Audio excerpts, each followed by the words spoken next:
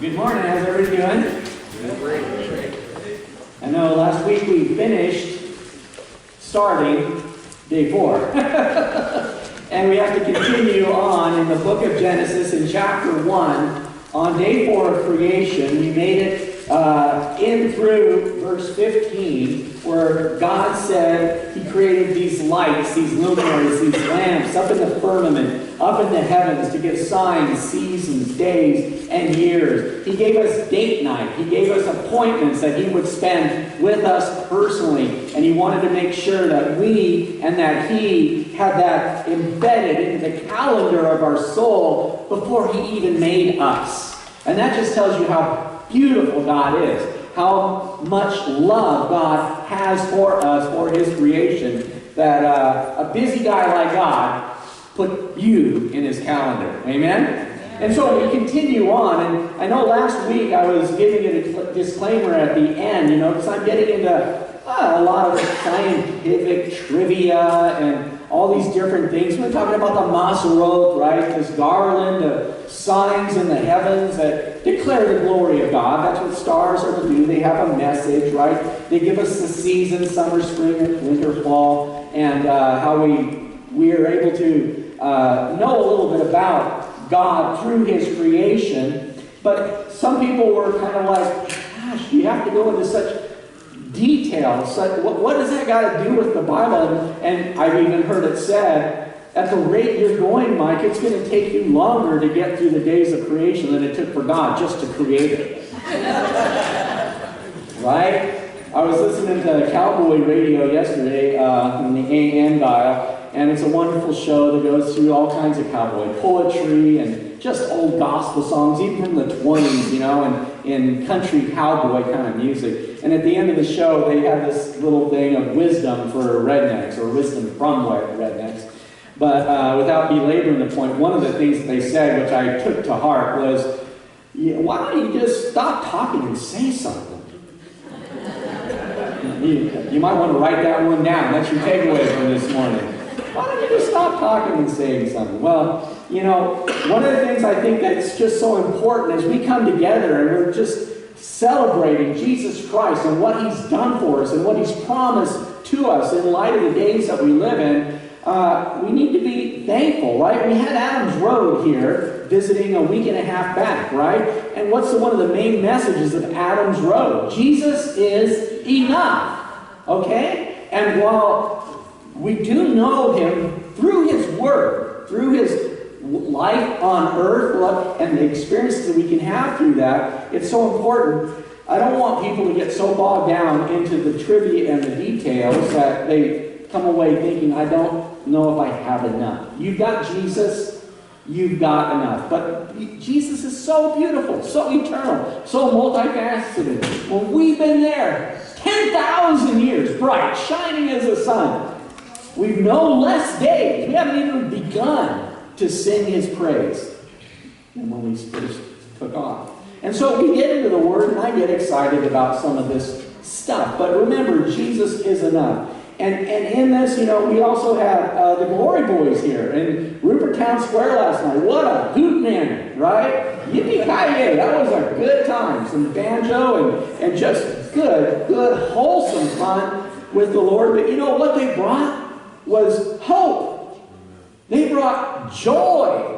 In the middle of all the darkness, they brought Jesus, and we celebrated, and we just had that breath of fresh air that they brought, and that heart of hope and gratitude and thanksgiving. And that's what I pray as we go through the book of Genesis and we look at the world that God created for His glory and for our benefit, that we would be hopeful, grateful, and thankful.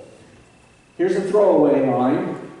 Or maybe you don't want to throw it away. Maybe you want to write it down, put it on your refrigerator. But here's a question for you before we start.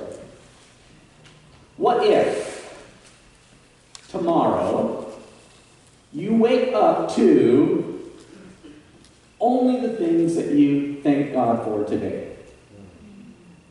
What would your tomorrow be like? Brothers and sisters in Christ, Christians, what is our tomorrow like? Well, ultimately, God has shown us it's good. It's very, very good. And I think this is the message that comes through loud and clear from cover to cover, Genesis to Revelation. So we're going to pick up at verse 15. And speaking of these luminaries, these lamps, and let them be for lights in the firmament of the heavens to give light on the earth, and it was so. Verse 16, then God made the two great lights, the greater light to rule the day, the lesser light to rule the night. And he made the stars also. God sent them in the firmament of the heavens to give light on the earth, and to rule over the day and over the night, and to divide the light from darkness. And God saw that it was good. So the evening and the morning were the fourth day. Woo! It was good. And it was now the fourth day, right? Two great lights. The sun, the greater light to rule the day. The moon, the lesser light to rule the night. And so that we understand this, it's really that word for dominating, or that thing that was put up in the heavens as a sign to keep track of the seasons, right? And the moons, the months, and all of that. There's a greater light, the sun. It's greater because it's brighter. Interesting, this gentleman, one of my heroes of the faith, John Chrysostom. Chrysostom literally means golden mouth. And he was a preacher back in the 3rd century, okay, up until 407 BC in the church. And it's interesting what he had to say about the greater and the lesser lights way back then. He says, the two lights are called great, not so much with regard to their dimension, but as to their influence and power. For though the stars are of greater bulk than the moon, yet the influence of the moon is more perceptible to the senses in this lower world.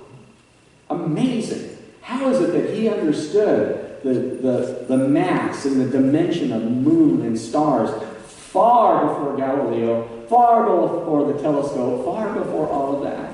And yet God has declared it in His Word. And we have this greater light and this lesser light. Now, just to be fair and just to be sure, even astronomers, okay, people who scientifically, hardcore study these things, they measure the brightness of the sun, the moon, and the stars by what's known as magnitude, okay? They use a logarithmic scale where magnitude of 1 is 2.5 times brighter than a magnitude of 2. Okay, so a small number is brighter. The bigger the number gets, the less bright, okay? And so a magnitude 1 star would be 100 times brighter than a magnitude 6 star. Just some basics on how they measure magnitude, okay? So Sirius, we talked about last week in the constellation Orion, or actually the dog star and his little puppy that follows him around, right? Canis Planet, the major. The brightest star in the sky is a magnitude of negative 1.6, whereas the moon's mean magnitude is negative 12.7, compared to the sun, which is negative 26.7. Now, on orders of magnitude, right?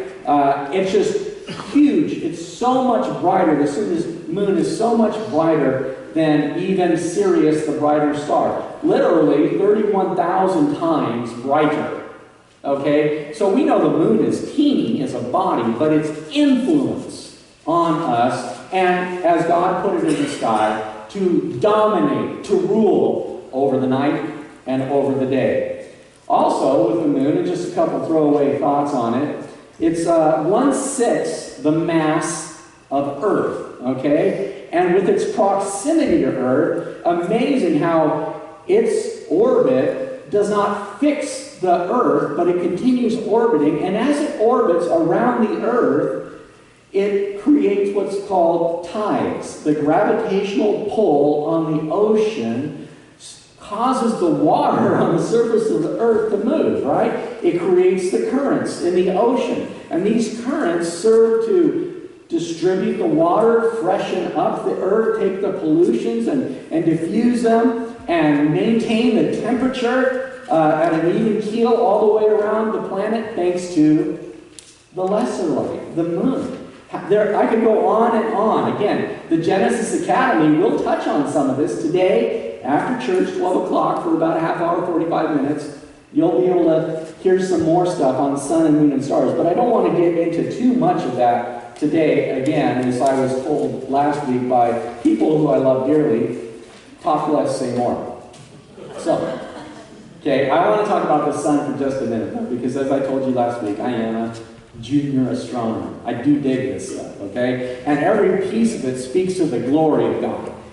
As big as you get, it's just like it's not even big enough to really bring it in. So we know the sun, okay? It's classified technically as an ordinary spectral G-type main sequence star, okay? Or it's called a G dwarf star, and actually people refer to it as a dwarf yellow star, okay? Our sun. It's a star, okay? One of the stars in the heavens, and they call it a dwarf yellow, but that's actually a misnomer. The yellow comes from what we perceive as we look through the atmosphere and see the light coming through the atmosphere, and we get this yellowish light, but actually the sun is a white light. And you might say, well, yeah, so what, solar stars, whatever. But it's a perfect balance of the sunlight for plants to live. And not all stars are that way, right? We've got pink stars, blue stars, dwarf stars, dark stars, but the sun happens to be that perfect dwarf white star. And God created that perfectly for sustaining life on Earth. And actually the sun is far from ordinary, okay? Even though it's an ordinary spectral G-type main sequence star, ordinary wouldn't really describe it. In fact, here's an interesting little factoid with sun and moon and stars. The sun is actually 90% brighter. I didn't say order of magnitude, but brighter than 90% of the stars in the known universe, okay? It gives off more visible light. In the electromagnetic spectrum, the sun is perfectly tuned to give just the kind of light we need, and lots of it, more than 90% of all the stars in the known universe, okay? It's not really any ordinary sun, okay? And it's interesting to do that. It has this nuclear reaction going on in its core, changing hydrogen into elements, and it consumes 4 million tons of matter per second. Okay, and at that rate of consuming 4 million tons of matter per second, the actual radius, or diameter of the sun shrinks 0.1% every 100 years. Okay, so the sun is shrinking, okay? But before you freak out, right, don't worry.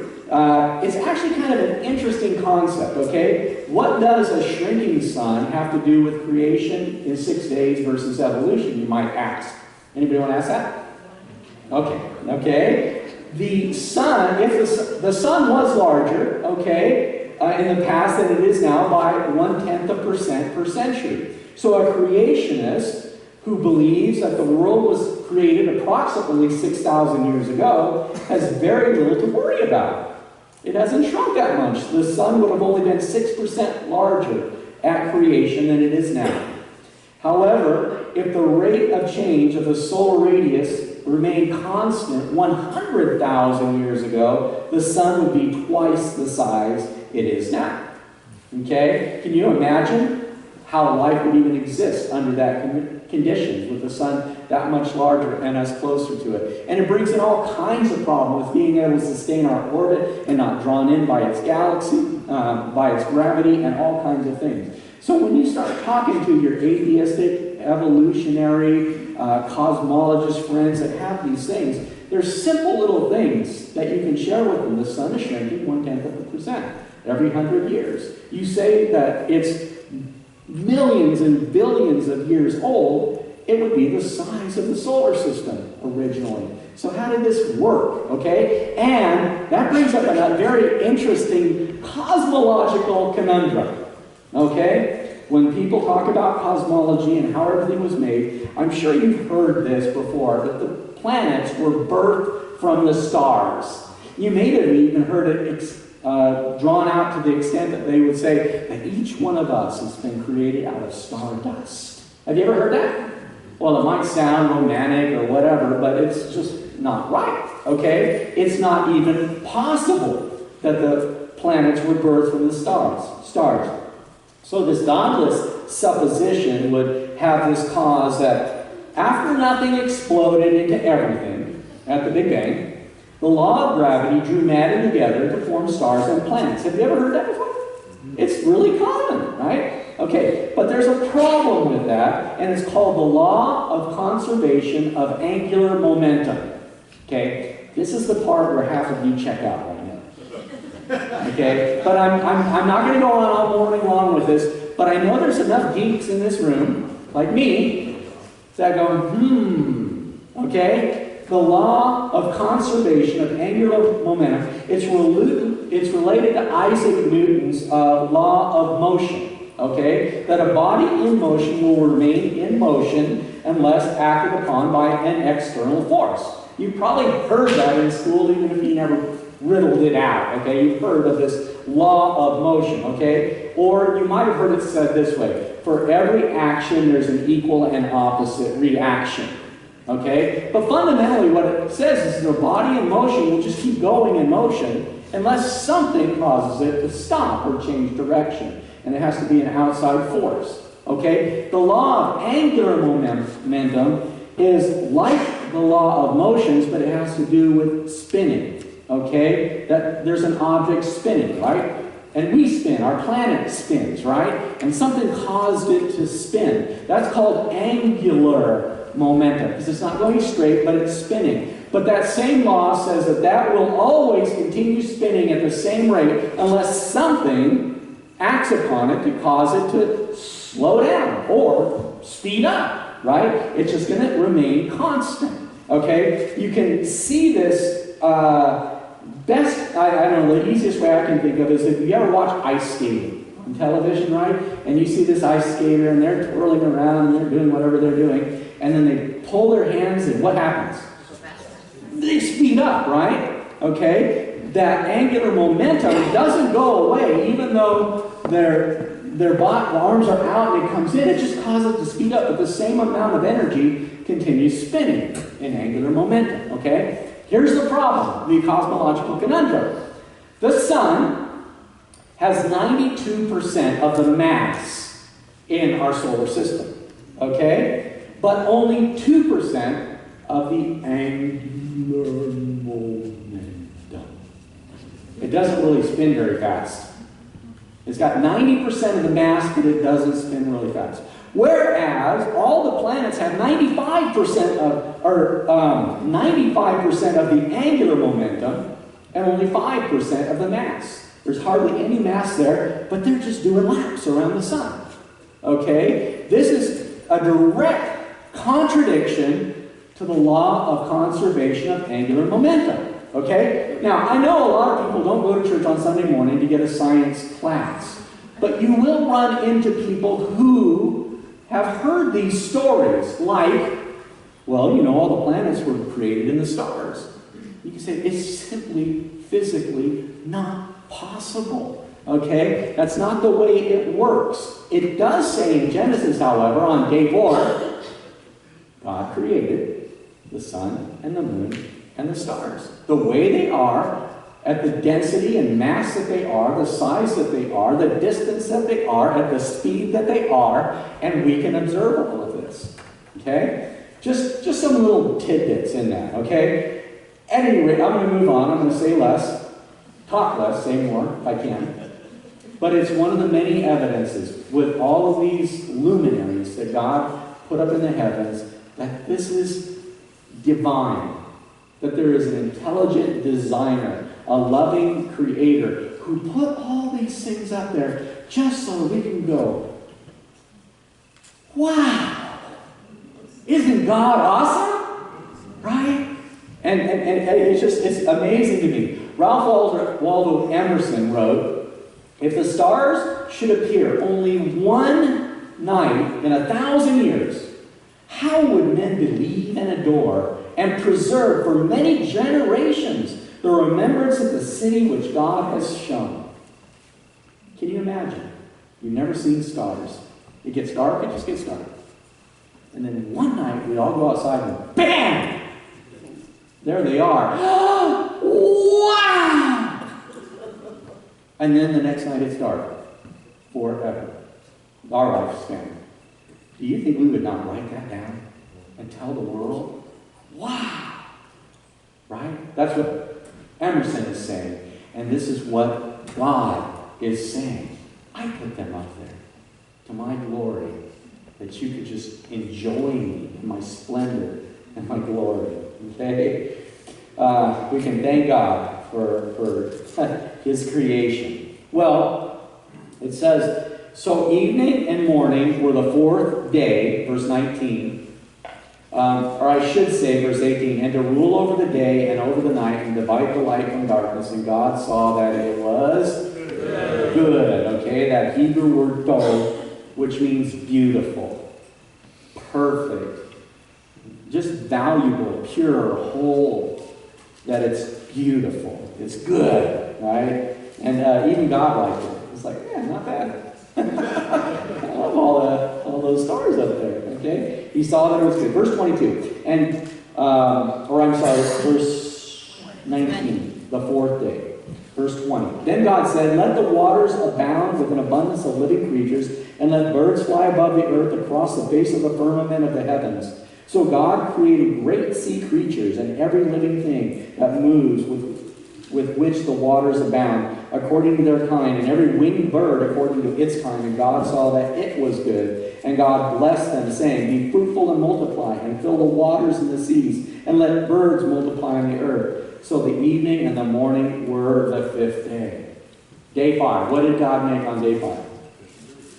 Sea creatures and air creatures, if you were. Creatures of the sky, creatures of the ocean, okay? Just fun stuff. But there's a couple things in here that we don't want to fly on past too quickly here. In verse 20 it says, let the waters abound with an abundance of creatures, okay? And this idea of these creatures, these living creatures, I touched on in day 3 when we were studying plants. That God made plants, okay, these little solar power food factories that God created to feed the living creatures that He was going to make on day 5 and 6. And yet they are not what He would call, and I'm going to use a Hebrew word here, but I just want to use it because it distinguishes animal life from plant life. You ever played that 20 questions game? Mineral, plant, or animal, right? And you start working your way down from there. There's a difference between plants and animals, and the difference is these living creatures, now we see here, are the Hebrew word nefesh hayah. Okay, nefesh hayah. And it's kind of an interesting word. I talked about it last time, but it literally means breathing being, or literally lives with souls. Plants don't have souls. It's okay to eat plants, okay? And it's okay to eat animals as well, but there's a distinction. And these now, starting on day 5 and into day 6, will be animals that are living beings, life with souls. Now, there's a distinction in the Bible between soul and spirit. We all have souls. That's kind of our personality, our identity, our id, according to psychology, right? But then there's our spirit, and our spirit is that part of us which God created us in His image. We'll see in day 6 that animals don't have. Animals are not created in His image with a spirit, but man is, okay? But all life forms that are not plant are nefesh hayah, okay? They are living, breathing lives with souls. And we're going to see here that He says, let the waters abound with an abundance of living creatures, let birds fly above the earth, across the face of the firmament of the heavens. So God created sea creatures and everything that moves with which the water abounded according to their kind. Okay, and we brought this up again in day 3. Kind is the Hebrew word mean. Okay, and this word mean or kind is used 10 times in Genesis chapter 1. And it's important to understand what this idea of kind means, okay? Fundamentally, and we're going to get into it just a little bit, but it's animals that can reproduce with one another, okay? And then they can have more after their kind. Or it could be a plant, okay, that could, say, cross-fertilize, right? Pollinate and make more of its kind. But you can't put a corn plant next to an apple tree and get a corn apple. It doesn't work that way, okay? So, we're going to see a couple words in here, and as we get into this, great sea creatures, there's going to be a really fun word called tannin. I'll get to that in a minute. Okay, so verse 21, we see three things. Sea creatures, okay? And it talks about swarms of sea creatures, or many, an abundance of living creatures. Literally, that abundance, those creatures, they're called swarms. In the King James, it would be something like this, but this is more literal. Let swarm the water with swarmers having the soul of life in them. Okay, that's these sea creatures. They're called swarms, and that word for swarm denotes like an active mass of animals. Okay, and this is in the ocean, and we know the oceans contain almost all of the animal life on Earth. The huge percentage of all Nefesh Chaya are actually in the oceans. Okay, if you were to take all that biomass of these animals and add it all up, the oceans contain the greatest portion of that. And the water swarm with the swarmers, okay?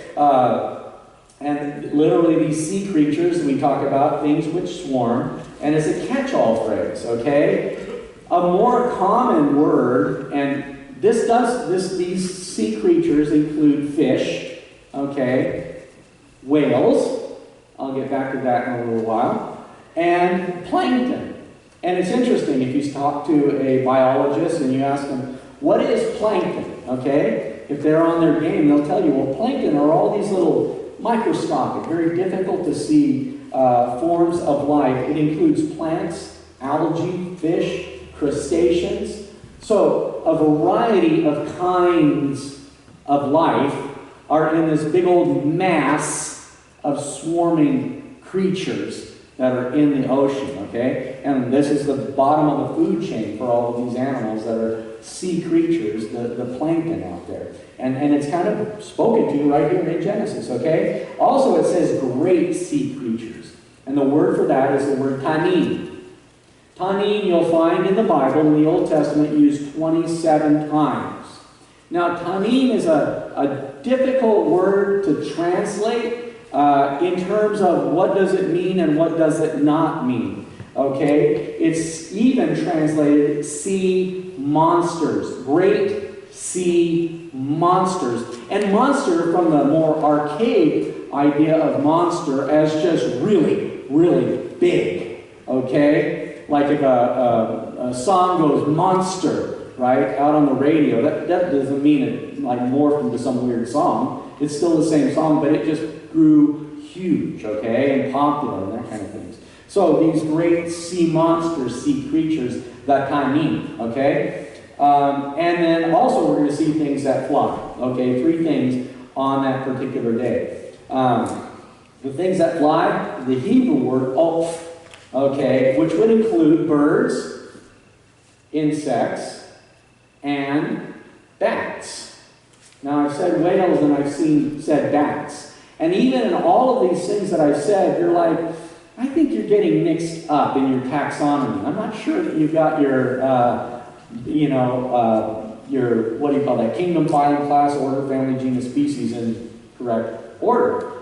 I'm not going according to the evolutionary time frame, the taxonomy, the charts built by Carl Linnaeus, a Dutch scientist, who was working off of the geologic column, which is fraudulent. It's based on proper interpretations of the data, improper interpretations of the data, and Darwinism, okay? And so you start going into that scale and things don't work. But if you go to the Bible, what do we see here on day 5? Things that fly in the heavens, okay? In the sky, in the firmament. And that would include bats, that would include insects, that would include birds. Now, again, I just want to lay some of this down for you. I know a lot of you are probably going to go on and just never think about this stuff again. But I know there's some of you, and especially the young ones that are in school, that are coming up against this and trying to match it all up to what you're hearing at school. And you need to understand that there are answers that fully satisfy, in fact, better the Bible, the book of Genesis, than what the evolutionary scientists would try to share with you, okay? And there's many contradictions in this atheistic evolution. Things like I said, whales, bats, birds, okay? Most evolution would posit that they evolved from land creatures. And when are land creatures made? I don't know, I haven't taught it yet, so you probably are fair to say day 6. We haven't gotten there yet. And so they've got it backwards, okay? And you probably heard the story about like lizards, and lizards grew, their scales turned into feathers, right? And they jumped off a rock and spread their skin, started flapping, and they became birds. Has anybody heard those stories? I know I did growing up. I know they're common, they're out there. They're even cartoons and little movies your kids like to watch and stuff like that. And it's all being put out there. But so much of this is not possible. There's a couple problems with these evolutionary theories, and one of them is stasis. And stasis is something that we find in the geological record. How many facts do, or I should say, who has the most facts? The evolutionist or the creationist? We both have the same facts.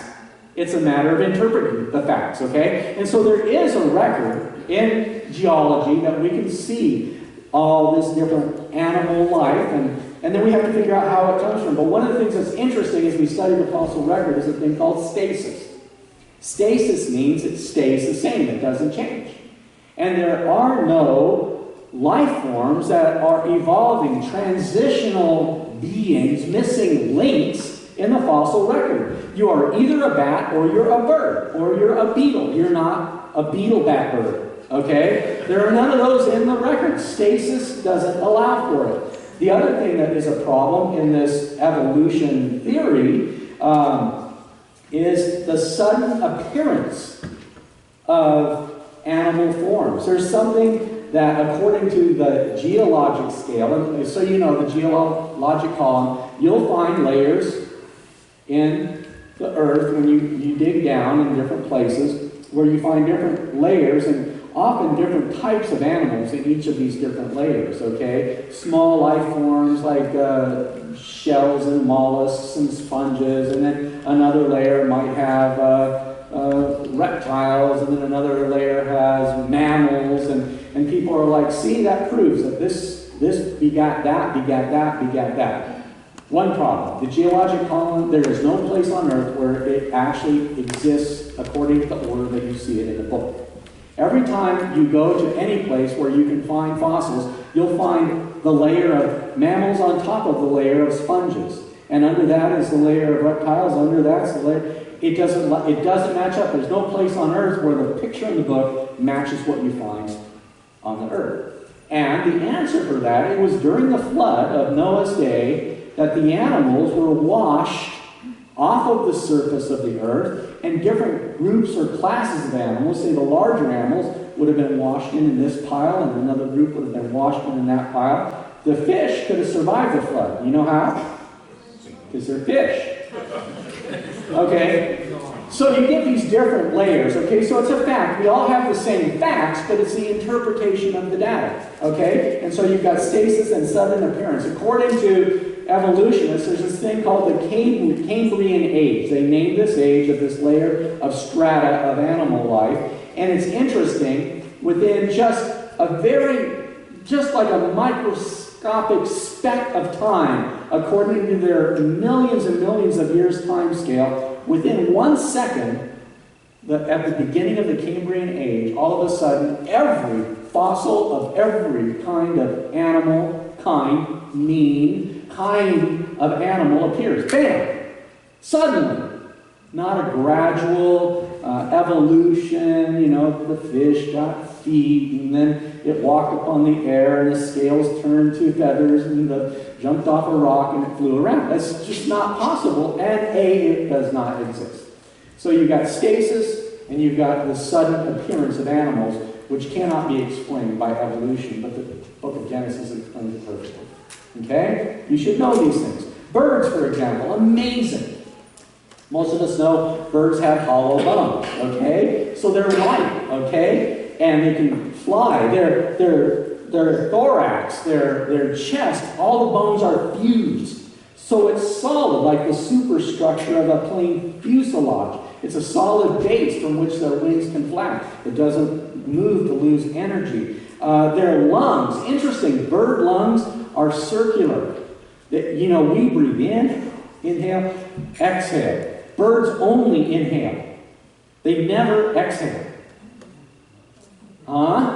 Okay, that's weird, right? Okay, so the lung of a bird is designed that when it flaps the wing, it draws air in through its nostrils. It goes into the lungs, but the lungs make a complete circuit and go back out. It'd be like having a balloon with a hole in it. You just keep blowing into the balloon and it can expand, but the bird, flapping his wings or just sitting there breathing, the air just continues circulating. It comes in one side and goes out the other. Our lungs don't do that, okay? But they need that because they need massive amounts of oxygen because they're consuming so much energy when they're flapping those wings to get up off the ground with those feathers, which are absolutely amazing, and those hollow bones, none of which would have been an advantage during evolutionary mutations.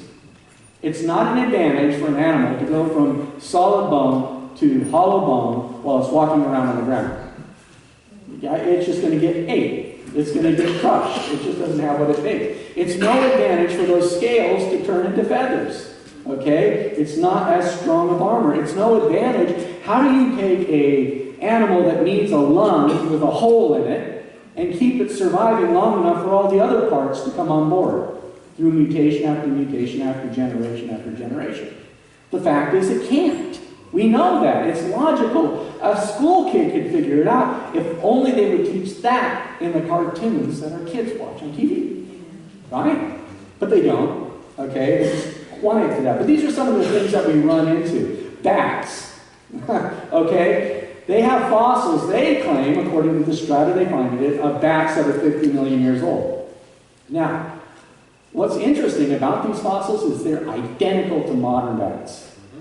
Okay? There's no change. They're exact same structure that we see in bats today. And one of the things that's interesting about bats is their echolocation.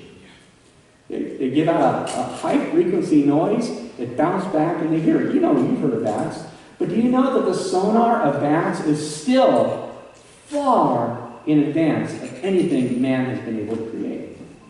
Even with all of our wisdom and all of our science and all of our contraptions, bats blow us away in echolocation. Okay? And they've been like that forever. 50 million years? 6,000 years? You can take the data and interpret it how you like, but they've never changed. They're still the same today. Just interesting, these kinds and these species, okay? This word mean or kind is down through the years kind of been matched up against species, which is at the bottom of the list. If you go down Carl Linnaeus taxonomy, right? Kingdom, phylum, class, order, family, genus, species. So species is at the bottom, and they always talk about species changing species. One species becomes a new species. You've probably heard of that, right? This is some of that Darwinistic evolutionary theory. Okay? Now, if you were to ask a biologist what is a species, you get a different answer than if you ask a geologist. Okay? A geologist would look at the fossil record and go, oh, this animal looks different than that, they're different species. And so you come up with millions of species. If you ask a biologist what is a species, they'll say, oh, those are animals that can successfully reproduce together. Okay? Can you mate a donkey to a horse? Yes, you can. What do you get? A mule. Okay? They're the same kind. Can you mate a donkey to a lion? Why not?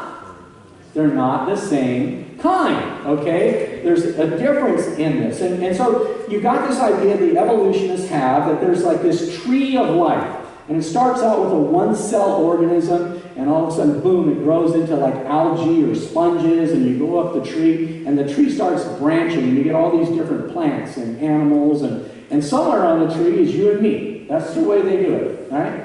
But if we look at the book of Genesis, what we see is not a tree of life, but an orchard of life, with each kind being its own tree. And the apple tree can make all kinds of apples. We picked apples yesterday. Our pink ladies are so sweet. It's just that I love it. We're finally into apple season, right? But the Macintosh and the Fuji and the Granny Smiths, they're not on yet. But they're all apples, okay? I'm never going to get a pear on my apple tree. But you know, you can buy apples in the store where they've grafted these apples together, and many apples can cross-pollinate because they're the same kind, okay? So there's all these same kinds out there. It's interesting, right? You've probably heard of the Galapagos Islands, right? And Charles Darwin went there in the HMS Beagle, and studied for a little while, and he came up with these concepts that species develop into other species, and you get new species. For example, you've probably seen or heard about the marine iguana, right? And the land iguana, or the land iguana. They would say that, well, they're different genus, they're different families. One lives underwater, eats different things, one lives on the land. But you can go to the Galapagos Island today and easily see where these species, one who lives his whole life in the ocean and one who lives his whole life on the land, can hybridize. They can cross-pollinate, if you will, right? They can have offspring, okay? And they're a marine land iguana. And they can do both. It's just, so they really haven't changed species. They're still the same kind. You've probably heard of Darwin's finches. This is the one that comes up in every high school biology class. We studied finches on this one island, separated from that island. And these finch have a pointy beak because the plants on that island, they need that to get in to get the food. The other one has a big, thick beak because they need to crush the shells on these other things. And they come up with all these different species. But all they are is one bird, a finch, that's developed into a lot of different kinds. And you should know this, that as they have been studying, and it doesn't really make it trickle down into your public school textbooks, but on the Galapagos Islands, they've been studying now for a long enough period of time. You know what they found? They can take one bird, put it on a different island, and within a couple generations, they adapt. They change, okay? They don't change species, they just change beaks, okay? And this is what God did when he created all these different kinds. So the question comes up, and we're not quite there yet, but I'm going to talk about it for a second right now. How many kinds of animals did Noah need to fill the ark with? Okay? Just one kind of dog, one kind of cat, one kind of, different animal like that. And it's interesting, if you look at all of the animal kinds on the earth, the majority of the animal families that are out there, cat, dog, bear, there's less than 20 varieties or species within that one. So they would only need one bear, or a couple bears, mommy and daddy, right? Or so on and so forth. And it's interesting, if you look at all the families of animals that are out on the planet, the kinds, there's less than 100 amphibian or reptile families. It's not that many. Then they just get odd. They get different, just like you and I. A little odd, a little different from each other. Okay? And there's less than 200 mammal or bird families in all of creation. Now, again, if you follow the other line of thought, you can get millions and millions of species, but they all break down into just kinds or families. Kind of gets to one thing, and I want to just wrap up with this idea of the dinosaur. Anybody hear of dinosaurs? You know, what's the deal with dinosaurs? Okay, dinosaur is just a name, it means terrible lizard. Okay? It was coined in 1841 by a guy by the name of Sir Richard Owen. Okay, as they were digging through the fossil layers and they found these skeletons of these extinct creatures, they said, wow, that looks like a terrible lizard. Okay? For starters, we want to kind of back up a little bit. God created these dinosaurs. I'm going to just go on through and read just a little bit further on down. In verse 24, that God said, let the earth bring forth the living creatures according to its kind, cattle, creeping thing, and beast of the earth, each according to its kind, and it was so. And God made the beast of the earth according to its kind, the cattle according to its kind, and everything that creeps on the earth according to its kind. And God said that it was good. Okay, so he made land animals. Okay, This is the beginning of day 6. We're not going to finish day 6. I know you're looking at your watch. Lunchtime is coming. Okay. But land creature. Remember I talked about this sea monster, this sea creature, the tannin? We see 27 times in the Bible. This word tannin, we don't really have a good definition for. But biblically, we look at it, and it's applied to all kinds of beasts, both sea creatures and land creatures. And the best that a lot of people can come up with is really, really big, great, monstrous type creatures. That fits the description of dinosaurs, okay? Or even possibly dragons. And you wonder, could this possibly have even been mentioned in the Bible? For starters, I want you to remember that God said it was good. There was no death in creation. Creation was good, then man sinned and death entered into the world. So these terrible lizards did not eat other terrible lizards or Adam and Eve, okay? They were vegetarians. God would say in Genesis 1:30, and to every beast of the earth, to every bird of the air, and to everything that creeps in the earth, in which there is life, I have given every green herb for food, and it was so. So originally, all beasts, all animals ate vegetables. You ask yourself, well, why do some of them have claws and sharp teeth? You say, well, interesting, okay? You might have heard of the idea of adaptation, change to function in a different environment. Have you ever heard of the word exadaptation? Exadaptation. Okay, what that is taking tools and using them for what they're not normally designed for. Claws, teeth, okay? You might know of bats. We've already mentioned them. Fruit bats, fierce-looking things. If you look at their teeth, crazy sharp fangs. You know what they eat? Fruit, good, okay? fruit bats, right? You look at all kinds of animals. You look at bears, claws, teeth. You know what the diet of a black bear consists primarily of? Berries and grass, and 90% is a vegetarian diet. But you take that same kind and you move it up north, its fur turns white, and it lives 90% off of animals, the polar bear. But all within a sign, they have exacted. They have learned to use their tools in different ways, okay? So same with a dinosaur. Same with a dragon. Same with the concept of these animals that are these creatures, these great creatures in the ocean. I want to just take you to Job for just a second. In the book of Job, we talked about it before, but this is the oldest book in the Bible, and this is the part where God is talking to Job and saying, were you there when I created all this stuff? You think you know it all, smarty pants? Let me tell you a thing or two. When I created the world. And in Job chapter 40, I'm just going to read a teeny bit. In verse 15, we read, he says, now look at the behemoth, which I made along with you. He made the behemoth at the same time that he made man, it says. This is day 6, okay, the behemoth.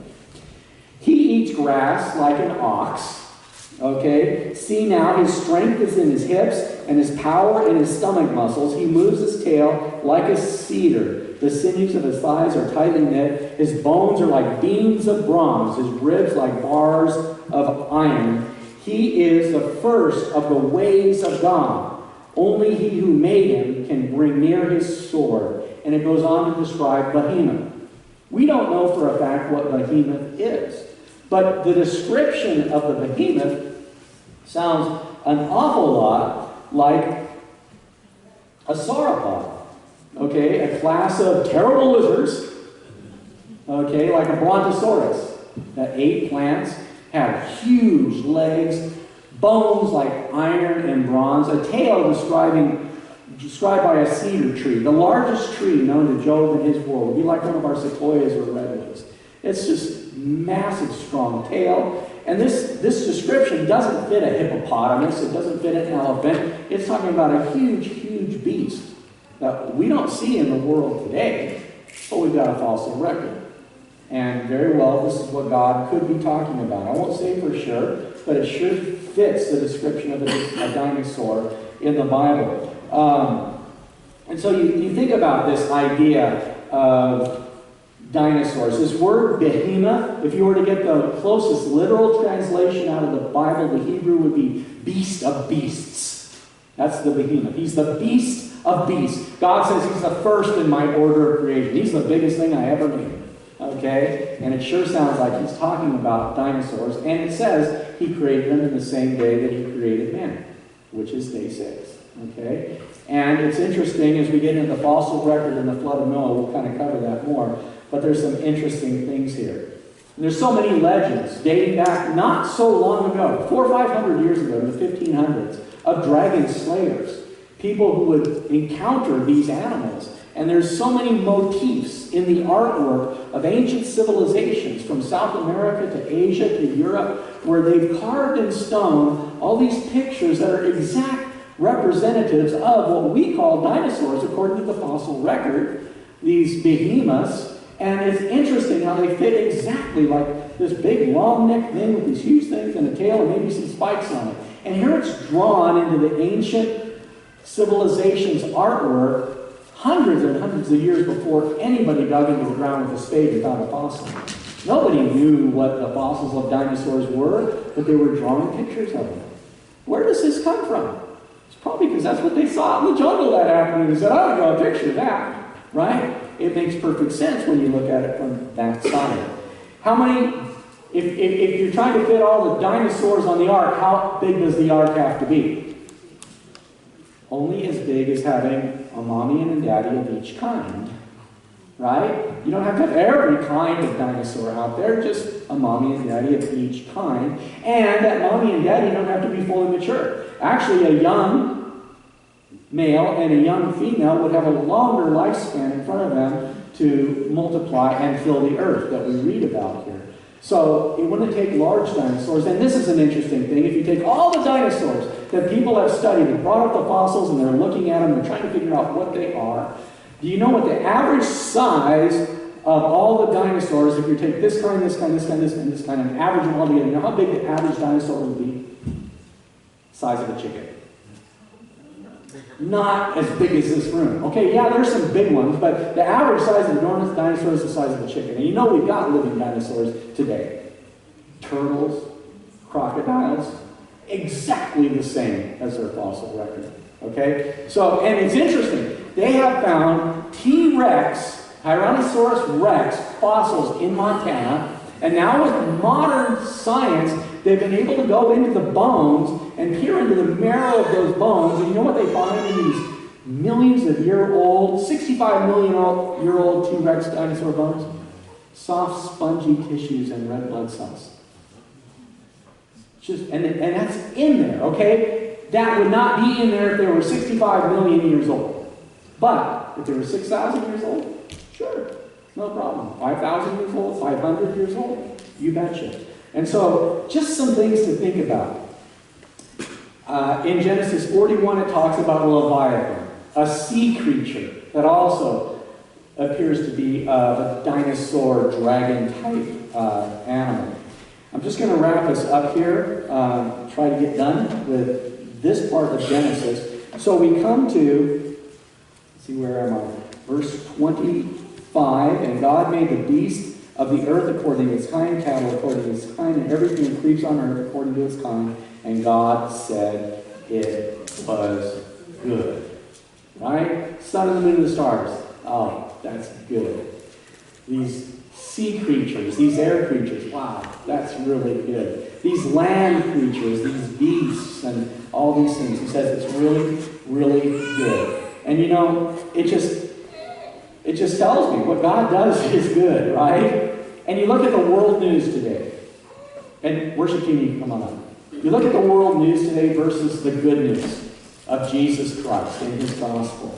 And the world news sounds pretty bad if you don't know Jesus, right? Without Jesus, it's kind of messed up. And I was talking with somebody this morning coming in, they were listening to Pastor David Jeremiah. I love Pastor David Jeremiah. And he was on a rant this morning. He was all fired up about the state of affairs, the politics, the coronavirus issues, all these things. He was spitting nails this morning. That's not David Jeremiah-ish. But you know, you can get that way. I can get that way. We can be like that because the news of the world is bad. But we got the good news. And God says it's good. Right? I love following J.D. Farag. I highly recommend you put in jdfarag.org and look at his weekly prophecy updates. He'll bring amazing stuff to your attention and you'll want to get fired up and spit nails yourself. And every time at the end of his prophecy update, J.D. Farag offers the gospel.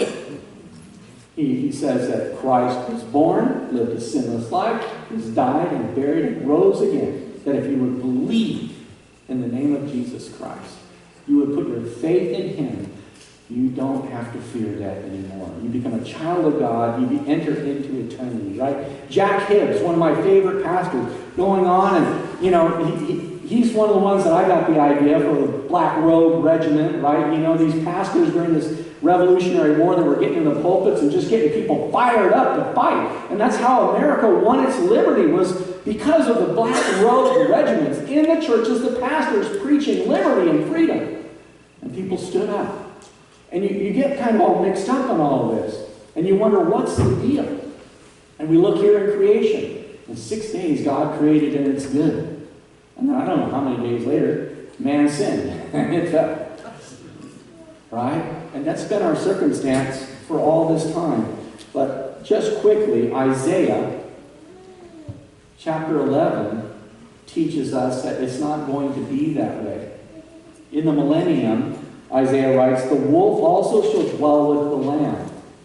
The leopard shall lie down with the young goat, the calf and the young lion and the fatling together. And the little child shall lead them. The cow and the bear shall graze, and their young ones shall lie down together. The lion shall eat straw like an ox. The nursing child shall play by the cobra's hole, and the weaned child shall put his hand in the viper's den. God is going to fix what man messed up. He does that through his Son, Jesus Christ. It happens in what is known as the millennium, the 1,000-year reign of Christ on earth, where he takes what man has messed up and puts it back right. It becomes righteous.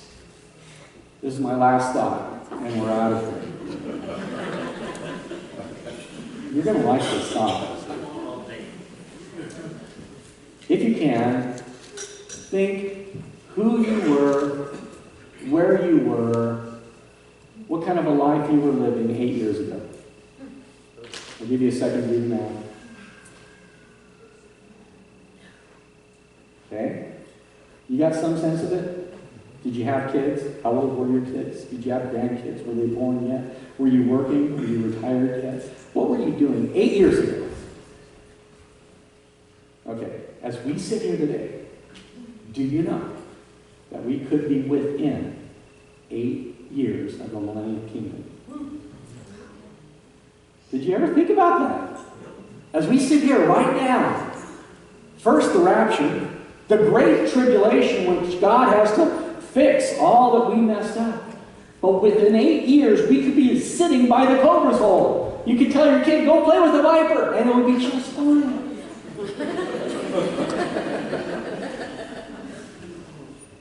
We have hope. We have good news. We have Jesus Christ. Amen? Amen. Father God, we thank you so much for your Son and what you have done in creation. That, Lord, you spoke everything into existence. You said it was good. We fell. But your Son fixed all of that. And Lord, as we worship you today, as we come out of the darkness and into this marvelous light, as we just take a moment of eternity right now, just to wash in the glory and the goodness of who you are and what our future looks like. Help us, Lord, just to renew our enthusiasm for you, that we could go forward with your good news, with your grace into this world, and help others see what we enjoy.